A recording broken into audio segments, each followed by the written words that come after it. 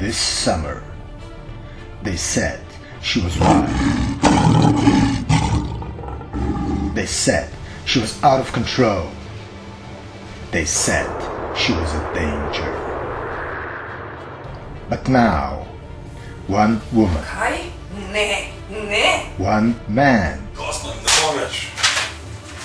one iguana must go on an epic journey, push themselves to the limit, and discover within themselves the true essence of interspecies friendship.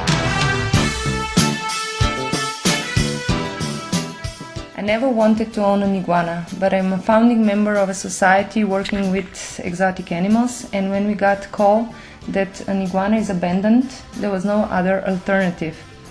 I agreed to take Zofi home for a couple of days until a better solution could be found.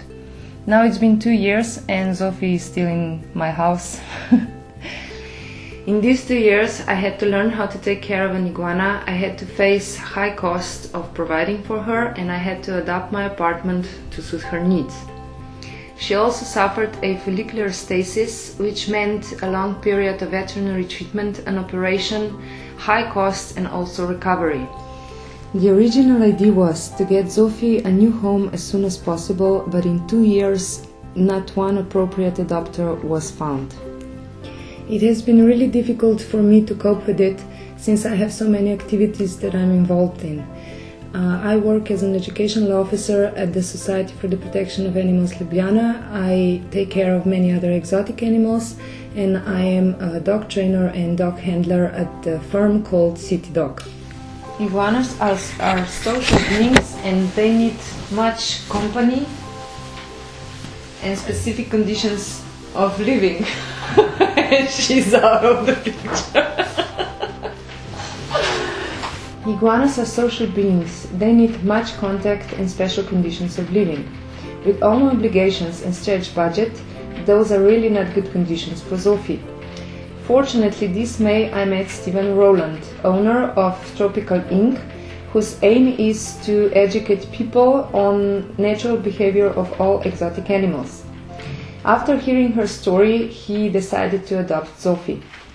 Since it is very complicated and not kind to transport a reptile on the airplane, I decided to take her by car.